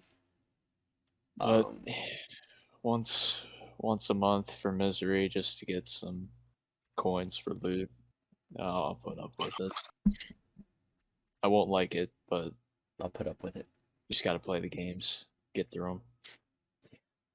God, bro, I already know I'm just gonna have like a reserve of PlayStation 5 controllers when we finally decide to run trials. Oh god. Oh god. They're saying going flawless is easier than ever this time. We'll fucking see, I guess. It probably won't be for us, but I think this was something I was talking about with Nathan earlier. Keeping on the bring us back to Battlefield, but remember when betas used to be like months out, and you'd see some substantial change between the beta you played and the final product? It just feels like at this point, betas and alphas and all this, besides Halo, honestly, is the only one that I've recently seen do it, but like it's just like a hype machine at this point. It's like, oh, a few weeks before the release, here's your beta. And it's just like, what in 3 weeks are you going to be able to substantially change and balance for the final release? And I'll spoil that for you, nothing. I guess it gives them a head start on some like patches after week 1, which is cool, but like you could give this up to us months ago. We could find all your problems and we could fix it now. So you don't release the game with these issues, but it seems that they've changed course and are just looking for hype. And I'm still gonna buy it, still love it, still love the betas, still gonna join the betas, but just a disappointing trend, I guess I'm seeing now. What are you gonna do? And I guess it's for the more established games. Like you see that with Battlefield, you see it with Call of Duty. Like Halo is a legendary game, but it's not established anymore. Like very hit or miss, very low key game. So like them having a longer beta kind of makes sense because this is like if they fuck this one up, there probably isn't going to be another one. This is probably the last one that they're going to make if this one sucks. So they have to release a beta. They have to let us like smash the game and make sure everything works and feels good. But you can see the luxury of being a Battlefield, a Call of Duty, just being able to be like, yeah, oh yeah, I forgot that we were supposed to release the beta in August. Here it is now. Have fun with it, I guess, for a day. Yeah. Still excited. November 19th is the day I'm fucking itching for. I cannot wait for another Battlefield, especially in a modern setting. I can't see it. I cannot see it fucking up. I cannot see them fucking this up, but I've been wrong before. I don't know how high are you guys on the dopamine, the dope train that is Battlefield, but I'm fucking ready, boys. I need my fix. I am wetty. I'm so wetty. Very wetty. Not as wetty as I am. Other than that, there's been, to my knowledge, a lot of other game news. At least that I haven't seen. Not really. Junior, are you gonna participate? This beta? Dude, listen, man. Like, I'm kind of in a fucked position right now. I still don't have my debit card back. Oh, damn, that's crazy. I'm probably gonna end up having to wait Until the open beta. Yeah. Damn. Yeah, it doesn't matter as long. I wonder if there would be crossplay on the beta. I don't know. I hope so. 'Cause, I need it. I need it. Yeah, it'd be pretty cool. Besides that, all I got left is you know me, I'm big into the esports. We got last chance qualifier for the world events in Valorant on the 12th of this month. Got a nice little 8-team tournament, double elimination to see who gets sent to compete for the world championship. Loved me some double elimination. It's always fire. That tournament should be awesome. Halo announced its first esports, their first tournament, which is open qualifiers. Anybody can make a team, anybody can join, anybody can show up and compete, which is going to be awesome. So it'll be like a couple days, just like 300 million people trying to compete. You should see some old heads pop up, some established teams pop up. It's going to be awesome. So the top 8 are like, you get the teams like Liquid, Sentinels, and all that stuff. But the rest of the spots are filled by whoever wins the tournament the day before, and they compete, and that's pretty cool. And the starting prize pool is starting off hot with a $250,000 prize pool. Their start off the year. That's dope. Can't wait to watch that. I'm gonna be edge of my seat. Hopefully they let people just like stream it because I would love to stream that. The only reason I haven't streamed Valorant is because you can get your whole Twitch taken down for co-streaming Valorant or CS:GO and stuff like that, which is goofy to me, but whatever. Hopefully goofy. Yeah, hopefully I can co-stream Halo, even though like it'd be like 6 people watching. I don't know why they'd get mad at me, but I would love to sit down and watch that with you guys, but besides that, I'm all out, boys. What about you, Jay? I think I'm out too. Nothing's I'm coming to my good. mind. You're good. All right. It's been another lovely episode of the TeaBP podcast. I will Make catch. sure you go. Oh, sorry. Go ahead. No. I like it. Quick little. Make sure you guys go show Murph, aka Baldy, some love. Yes, sir. Show the Coach. Fighting Muskies. Yeah, sorry, Coach Murph, Baldy, whatever you want to call him. Show him love on Twitch, Twitter. Show the Fighting Muskies esports Twitch or Twitter some love too. Go give him a follow if you'd like. I think that'd be awesome to show him some support. For Tell sure. him the afternoon TBP sent you over there. They'll know. Um. Yeah, this was awesome. I'm glad Yeah. we No. got to The sit interview down part with was him. great. I think we all like learned a ton about the whole scene in general. I loved it. I loved every second of it. Especially as a person who's trying to break into that in some way, shape, or form. Don't really know how or what in what capacity, but like I feel enlightened. It also something that came to my attention. Just so you guys know, this gets uploaded on my YouTube. This gets uploaded to Spotify. We also have a Discord. You guys are more than welcome to join if you guys want to interact with some of the other fans or you want to watch us talk about things. We're not together yet. We're hopefully in the future planning a one room podcast. I think that would be great. But I guess I'll leave it up to Junior to say his goodbyes. See you later, guys. Why? Yeah, I think that's it. I will catch you guys on the next afternoon. TBP. Peace out, boys. See you.